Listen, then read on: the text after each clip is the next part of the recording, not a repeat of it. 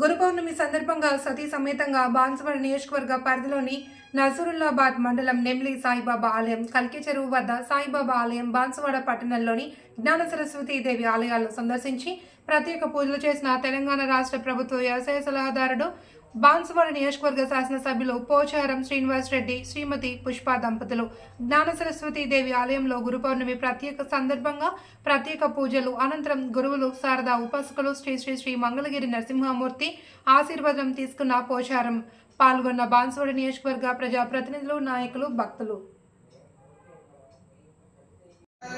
ఓం